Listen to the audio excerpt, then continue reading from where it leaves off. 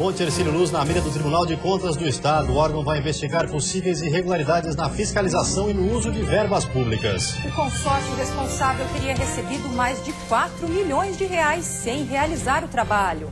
O Tribunal de Justiça volta a negar liberdade ao prefeito de Lages, Eliseu Matos. Ele está detido há 60 dias por suspeita de participação no esquema de fraudes em licitações.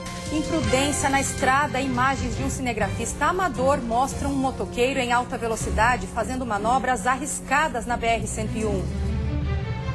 Alerta na saúde. Subiu para 57 o número de casos de dengue em Santa Catarina. Somente em Itajaí são 49 os casos confirmados da doença. No futebol, os detalhes do jogo logo mais entre Guarani e Chapecoense pela segunda rodada do Campeonato Estadual. E o mais novo contratado do Verdão do Oeste chegou hoje a Santa Catarina. Quem sabe já no final de semana a gente pode estar à disposição do treinador. O Band Cidade desta terça-feira já está no ar.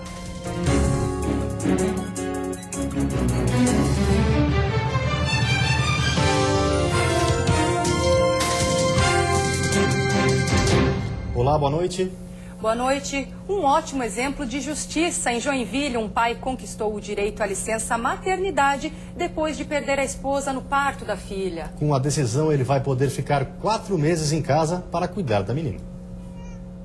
Com 2 meses de vida, Letícia Adriana ainda é muito pequena para entender a importância que ela ganhou na vida do pai. Ela é a energia que agora move esse eletricista industrial. Depois de 16 anos de relacionamento, ele e a esposa resolveram aumentar a família e ter um filho. Programado final de 2013, certinho, né? Muito sonhada. Minha esposa sonhava com essa menina, dizia que ia ser o Natal mais feliz das nossas vidas, né? Com ela junto. O momento tão esperado teve um capítulo trágico. Adriana não resistiu às complicações e morreu no dia 28 de novembro, horas após o parto. Sem ter nenhuma experiência, Marcos teve que suportar a dor e encarar esse novo desafio. Com o apoio da empresa em que trabalha, ele conseguiu o direito à licença maternidade, um caso raro. A decisão foi concedida pela 4ª Vara da Justiça Federal de Joinville. Até achei que poderia não conseguir, mas foi legal. Marcos ainda se emociona ao relembrar dos dias difíceis e da perda da esposa. Para preservar a memória dela, Letícia ganhou no registro o segundo nome, que é o mesmo da mãe, Adriana. Com a ajuda de familiares, Marcos tem aprendido a desempenhar essas duas funções que para ele são novidade, ser pai e mãe ao mesmo tempo. Um laço que ele quer estreitar principalmente nesses 120 dias de licença maternidade com dedicação em tempo integral.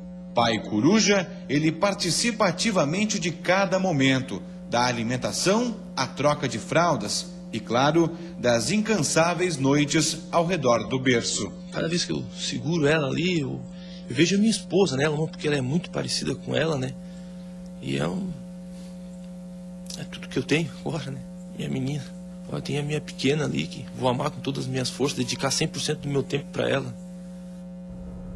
Um susto ao começar o dia de trabalho foi o que um pedreiro do cemitério municipal de Lages levou essa manhã ao encontrar um bebê recém-nascido que havia sido abandonado no local. A criança foi encaminhada ao hospital da cidade e passa bem. A polícia está investigando o caso. Era para ser mais um dia normal de trabalho para seu Vanderlei, mas não foi. Ao chegar para trabalhar no cemitério municipal de Lages hoje pela manhã, um barulho estranho chamou a atenção dele. Escutei um choro, né? Tava eu e outro rapaz, nós pensamos que era um bicho, né? Daí que nós chegamos mais perto, que nós vemos dentro de uma sacola, sacolinha se mexendo, nós olhamos, era uma criança. Imagens filmadas pelos trabalhadores mostram o momento em que a criança foi localizada, dentro de uma sacola plástica. A pequena menina foi atendida pelo SAMU e trazida para a maternidade de Lages. Esse bebê chegou até o hospital por volta de 10 horas, né? Estava enroladinho num saco plástico, contendo um pedaço da placenta, cordão umbilical. Foi encaminhado para a equipe do centro obstétrico, foi avaliada e foi feitos os procedimentos necessários. A bebê hoje passa bem. Aqui a menininha chegou pesando 2,3 kg. Uma criança saudável que, segundo os médicos, pelo estado que chegou ao hospital, foi gerada poucas horas antes de ser localizada. Renata, nome dado pelos funcionários do hospital, por significar renascimento, já está sendo bem cuidada e logo vai poder ir para a nova casa. O bebê deve receber alta do hospital já nesta quarta-feira. Daqui, ela vai direto para a casa da nova família. A criança já está sendo adotada através da casa de adoção do município. Já a verdadeira mãe da criança ainda não foi localizada. A polícia está investigando o caso. O delegado aguarda o laudo médico, que deve ajudar nas investigações. Uma tentativa de infanticídio pode ter acontecido, como também um eventual aborto provocado pela gestante, né, que também é um outro delito. Nós ainda não temos como tipificar ou como dizer exatamente que crime foi, porque nós ainda estamos no início das investigações. Esta terça-feira ficará na memória de Vanderlei, que salvou a vida da pequena Renata. Estou me sentindo muito feliz, né? Depois de eu ver a imagem ali que mostraram para mim que já estava no hospital, tá bem, né? Para mim, estou feliz mesmo. No sul do estado, um motociclista foi flagrado fazendo manobras arriscadas na principal rodovia do estado. Segundo a PRF, a prática, infelizmente, não é incomum. As imagens foram gravadas por um cinegrafista amador na BR-101, em Sangão, no sul do estado. Nelas, um motociclista aparece deitado sobre a moto em uma manobra conhecida como Super-Homem. O vídeo, gravado no final de semana, mostra que durante um bom tempo ele trafega realizando a manobra em meio ao trânsito de uma das rodovias mais perigosas do Brasil. De acordo com a Polícia Rodoviária Federal, situações como a do vídeo são comuns nas rodovias catarinenses, mas difíceis de serem flagradas pelos inspetores, principalmente porque os motociclistas buscam locais onde a fiscalização é menor. Na maioria dos casos, jovens arriscam as suas vidas, né? Podem eventualmente colocar a vida de outras pessoas em risco, já que a proximidade de outros veículos também acontece. E, de modo geral, uma imprudência que pode, se por acaso acontecer um acidente, né, durante essa manobra, ter consequências gravíssimas. Outros flagrantes também já foram feitos em vídeo. Neste, registrado na mesma região da rodovia, 2 motociclistas apostam um racha e um deles também faz a mesma manobra. Ele ainda ultrapassa diversos veículos pelo acostamento. Este tipo de conduta está prevista em lei e é considerada pelo Código Brasileiro de Trânsito uma infração gravíssima. A gente tem uma infração específica a respeito de malabarismo em motocicleta, né, que é punido com multa e suspensão do direito de dirigir, sempre que flagrada essa situação. Eventualmente a gente pode configurar também a contravenção penal de direção perigosa.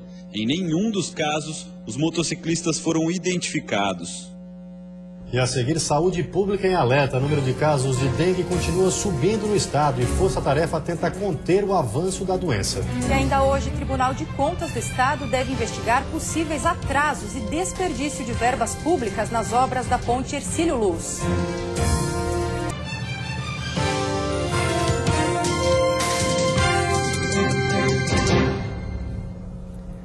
O surto de dengue está deixando Santa Catarina em alerta. 57 casos já foram confirmados. Esse é o primeiro ano em que o número de pacientes contaminados supera o de casos importados de outras regiões.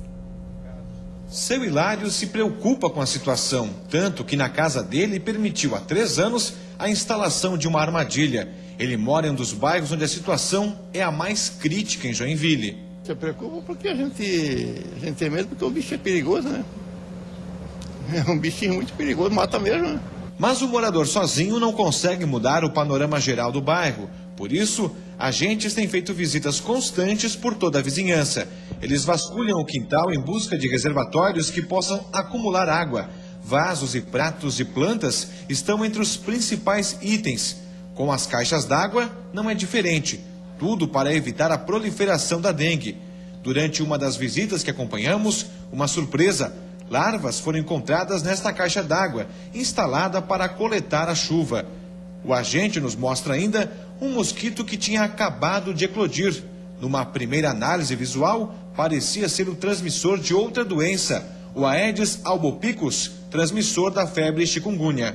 Em Joinville, nenhum caso de dengue foi confirmado, o que não diminui a preocupação. Só neste ano, 109 focos do mosquito transmissor foram encontrados em menos de 2 meses. O dado é considerado alarmante, já que representa quase a metade dos focos encontrados durante todo o ano passado. Por isso, a Vigilância em Saúde promete apertar ainda mais o cerco com um mutirão na próxima semana. Estamos muito preocupados com essa situação, visto a proximidade da cidade, onde estão tendo casos autóctones, casos adquiridos na própria cidade, e visto também o número elevado de focos positivos aqui em Joinville.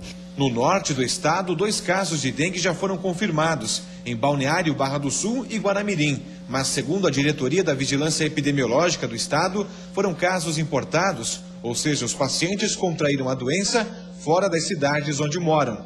A situação mais grave é em Itajaí, onde até agora 49 casos foram confirmados, 48 deles autóctones, que são aqueles contraídos no município onde o paciente mora. A quarta-feira vai ser de tempo instável, com variação de nebulosidade, aberturas de sol e pancadas de chuva isoladas a qualquer hora. A temperatura mínima deve ficar em 12 graus na Serra e em 33 no litoral norte, Vale do Itajaí e sul do estado. No Planalto Norte, mínima de 15 e máxima de 26 graus. No oeste, a máxima chega aos 32 graus. Na Grande Florianópolis, mínima de 16 e máxima de 27 graus. Acidentes de trabalho no meio oeste do estado, 3 mortes foram registradas nos últimos meses. A situação reforça a necessidade de ações preventivas e conscientização. Não importa qual seja o setor de atuação, o trabalhador precisa desempenhar suas funções com segurança. Normas orientam o trabalho, mas ainda assim os acidentes são comuns. Nos últimos meses, aqui na região meio-oeste, foram 3 mortes por acidentes de trabalho. Na primeira delas, um eletricista perdeu a vida após receber uma descarga elétrica enquanto fazia a manutenção da rede. Na segunda, um rapaz caiu de um andaime quando pintava um galpão. E na mais recente, um jovem levou um choque quando manuseava uma betoneira. Por isso, medidas preventivas são fundamentais. Mas, segundo essa técnica em segurança do trabalho, há dificuldade no planejamento das ações. Um dos motivos é a falta de dados sobre os acidentes. Os números mais recentes são de 2011. Mas além de nós não termos essa informação por parte dos órgãos competentes, muitas empresas omitem essa informação, não comunicando acidente de trabalho através da CAT, aonde não chega essa informação para nós, né? Eles acham que omitir essa informação é mais segura do que divulgar, né? Então, hoje, a forma que temos aqui na região de saber quais são os acidentes que acontecem é através dos próprios sites e da imprensa em geral. Algumas empresas já tentam prevenir. Essa obra tem 14 funcionários e, independente da função, todos sabem que, além de desempenhar um bom trabalho, é fundamental utilizar os equipamentos de segurança. Hoje o pessoal está mais consciente, né? O pessoal está usando porque é uma segurança para si próprio, né? É melhor você estar vindo todo dia trabalhar do que você estar em casa, numa cama. Com o aumento do preço da gasolina, o consumidor, se quiser economizar o combustível do carro, terá que tomar alguns cuidados. Da maneira de dirigir, à escolha da gasolina. Saiba o que pode trazer economia de consumo.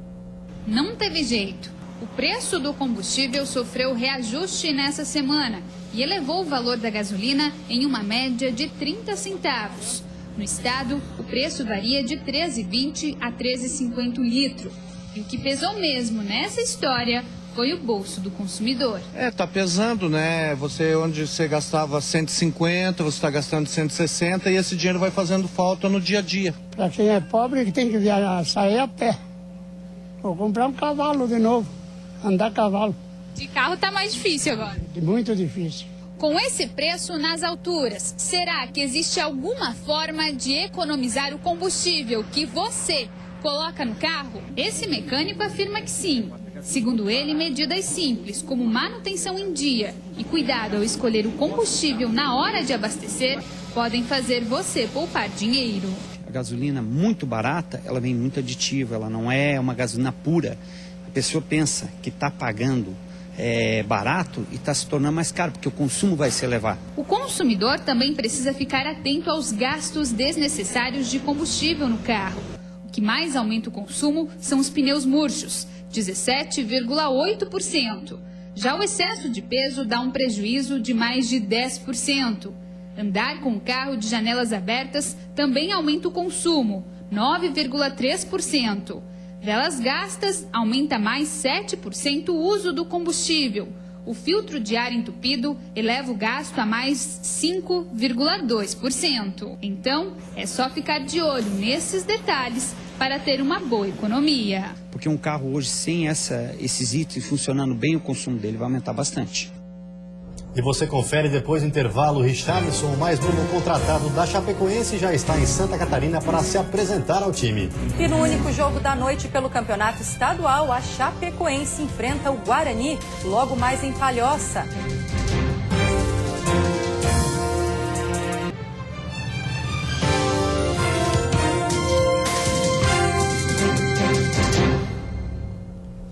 Futebol, o mais novo contratado da Chapecoense, Richarlison, chegou hoje a Florianópolis, onde falou a nossa equipe no aeroporto Hercílio Luz. O jogador que no ano passado chegou a se aposentar do futebol, disse que não iria mais jogar, falou sobre os motivos que fizeram com que ele voltasse a jogar futebol. Um deles, segundo ele, foi um papo com o técnico Vinícius Eutrópio. Ele foi um cara que deu um toque bacana e me abriu o olho sobre o que é o futebol, a maneira com que eu me comportei no final do ano por causa de uma ou essa ou aquelas situações. E claro que a minha família também pesou muito. Como a gente falou, no ano passado ele anunciou que iria parar de jogar futebol. Chegou até a começar a jogar vôlei e esse ano disputou algumas partidas de um campeonato amador em São Paulo. E por isso ele diz que está bem fisicamente. E se o professor Vinícius Eutrópio quiser, pode jogar logo pela Chapecoense. Não só estava disputando alguns jogos de vôlei, mas está fazendo um trabalho muito forte, né, nessa nova modalidade que eu peguei gosto também, que é o CrossFit. Estava com personal, então chego não pronto, mas muito próximo de estar podendo já fazer parte ativamente do time da Chapecoense. Agora, quem sabe já no final de semana a gente pode estar à disposição do treinador. Daqui do Aeroporto Internacional Hercílio Luz, o Richarlison seguiu para um hotel aqui na capital, onde vai se encontrar com o restante do elenco da Chapecoense, que hoje à noite enfrenta o Guarani de Palhoça no estádio Renato Silveira. Seja bem-vindo aí. Obrigado, viu? O jogo da Chapecoense contra o Guarani começa daqui a pouco, às 8h30, e não deve ser fácil para o Verdão do Oeste. A Chapecoense vem de uma goleada elástica contra o Internacional de Lages na abertura do campeonato, 5-0. Mas o jogo agora é bem longe da Arena Condá, contra uma equipe que precisa vencer. O principal desfalque do Verdão é o meia Camilo, que sofreu uma lesão no joelho. No lugar dele, entra Neném. O adversário, o Guarani, vem de uma derrota fora de casa, vai querer exercer o seu mando de campo. Nós temos apenas 72 horas para recuperar esses jogadores, então o calendário é apertado, né? Nosso desafio agora é colocar esses jogadores numa recuperação o mais rápido possível para que eles possam desenvolver o mesmo jogo, a mesma velocidade, a mesma intensidade. O Guarani, que perdeu para o Criciúma por 3-1 no final de semana, está na penúltima colocação do estadual e quer os 3 pontos diante da torcida. O técnico Amaro Júnior disse que gostou da atuação do time na estreia e por isso não deve ter alterações. O projeto não muda, né? Foi um resultado adverso, mas o que a gente planejou a gente vai seguir até o final da competição. De repente, algumas contratações pontuais para aumentar um pouco o elenco, mas a nossa equipe é essa.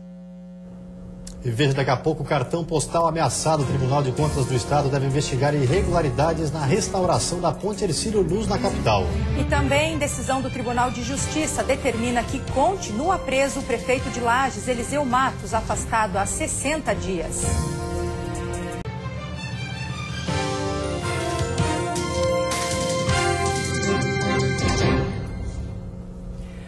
Há uma semana do início das aulas, uma escola estadual do sul do estado foi fechada. Mais de 100 alunos serão transferidos para outras unidades. Uma decisão que não agradou nem pais e nem professores. Esta é a Escola Estadual de Educação João 23, em Tubarão. Estava tudo pronto para o início das aulas. Os materiais foram recebidos e muitos pais já haviam comprado uniforme para os filhos. Mas há uma semana do início das aulas, todos foram surpreendidos por um ofício. No documento, o governo do estado informa o fechamento do local e afirma que os alunos serão transferidos para outra unidade do estado. Para abrir uma escola é necessário toda uma regulamentação. Para fechar um ofício, fecha. Outra questão, por que fecharam a escola no dia 23 de dezembro E nós viemos em janeiro fazer plantão, matrícula, os pais vieram aqui pegar a lista de material, compraram os uniformes. O que está acontecendo com a Gered? O que está acontecendo com a Agência Regional do Tubarão? De acordo com a Secretaria Regional de Educação, a decisão pelo fechamento da escola teria sido tomada ainda no ano passado, devido ao baixo número de alunos. A Secretaria informou ainda que todos os funcionários da escola serão transferidos para outras unidades educacionais dentro do município de Tubarão. Jefferson cursou o primeiro e o segundo ano do ensino médio na escola. Ele não queria ter que deixar o local logo no terceirão. Além disso, a nova escola fica a 6 quilômetros de distância da casa dele. Fazer essa mudança fica complicado, porque a gente trabalha, eu trabalho 9 horas por dia e fica ruim sair do serviço 6h30 e ir para outra escola a 6 quilômetros da minha casa. Já esta mãe de aluno também não aceita a mudança e pretende ajudar a mobilizar a comunidade para evitar o fechamento da escola. Eu estou indignada, é uma falta de respeito com os alunos e principalmente com os pais. Qual é a tua maior preocupação? Não quero que ele vá para lá. Os funcionários alegam ainda que mais de 100 alunos estão matriculados para o início do ano letivo de 2015 e que o número só não é maior porque a própria Secretaria Regional de Educação estaria dando vale transporte para que os alunos estudem em outros bairros. E a Justiça negou o pedido e o prefeito afastado de Lages, Eliseu Matos, do PMDB, continua preso. O pedido da defesa foi negado ontem pelos desembargadores do Tribunal de Justiça de Santa Catarina. Eliseu Matos está detido há 60 dias no quartel da Polícia Militar de Lages por suspeitas de corrupção, fraude em licitações e improbidade administrativa. O esquema foi descoberto no final do ano passado na Operação Águas Limpas de Lages, coordenada pelo Grupo de Atuação Especial de Repressão ao Crime Organizado, o GAECO. As investigações da Procuradoria-Geral de Justiça apontaram que Eliseu Matos seria o líder de uma organização criminosa que direcionava empresas também envolvidas no esquema para a prestação de serviços à Semasa, companhia de saneamento do município. Em troca, os agentes públicos recebiam propina mensal. Segundo o Ministério Público, em cerca de um ano, foram desviados 3,6 milhões de reais. A maior parte, cerca de 3 milhões, teria ido para o prefeito afastado. Com a decisão desfavorável do TJ catarinense, a defesa de Eliseu Matos aguarda agora a análise de um habeas corpus no Superior Tribunal de Justiça. A empresa que havia sido contratada para fiscalizar as obras da ponte Hercílio Luz na capital está na mira do Tribunal de Contas do Estado. A suspeita é de desperdício de dinheiro público e falta de fiscalização no cronograma, que está atrasado. 19 milhões e meio de reais. Esse é o valor que o consórcio constituído pela empresa ProSul recebeu para fiscalizar as obras da ponte Hercílio Luz na capital. Em contrato assinado em 2006, a ProSul se comprometeu a cobrar da Espaço Aberto os prazos e o andamento das obras emergenciais. O problema é que essas obras ficaram mais de 2 anos atrasadas, até que o governo, no ano passado, rescindiu o contrato. Agora, o Ministério Público de Contas do Estado abriu procedimento investigativo para apurar se houve ausência de fiscalização e desperdício de verba pública. Se ficar comprovado que a empresa recebeu dinheiro e não fiscalizou a obra como deveria, a Procuradoria vai entrar com uma ação no Tribunal de Contas do Estado pedindo que os valores sejam devolvidos aos cofres públicos. Nós pretendemos apurar o valor dos danos ocasionados aos cofres públicos em todas as obras relacionadas à reforma da ponte e há indicativos muito fortes de que houve sim dano ao erário. A empresa Espaço Aberto começou as obras emergenciais em 2008. O prazo para a conclusão dos trabalhos era para 2012 e foi prorrogado para 2014. Mas o contrato foi cancelado em agosto do ano passado, já que apenas 1/3 do trabalho foi executado. Agora o governo procura outra maneira de resolver o problema. Nós temos uma série de contatos, os nossos engenheiros estão estudando para ver aquele que é mais adequado, com tecnologia, com segurança, para executar essa obra, que é uma obra bastante complexa. A ponte Hercílio Luz, principal cartão postal de Florianópolis, foi interditada em 1982. O Ministério Público de Contas também vai investigar se de lá para cá outros órgãos e empresas foram negligentes e desperdiçaram dinheiro público. Em nota oficial, o consórcio ProSul Concremate disse que realizou satisfatoriamente e dentro dos prazos o gerenciamento, coordenação, controle de qualidade e apoio à fiscalização das obras e que não recebeu nenhuma solicitação oficial de esclarecimento sobre o serviço. Você fica agora com o Jornal da Band. Uma ótima noite e até amanhã. Boa noite, até amanhã.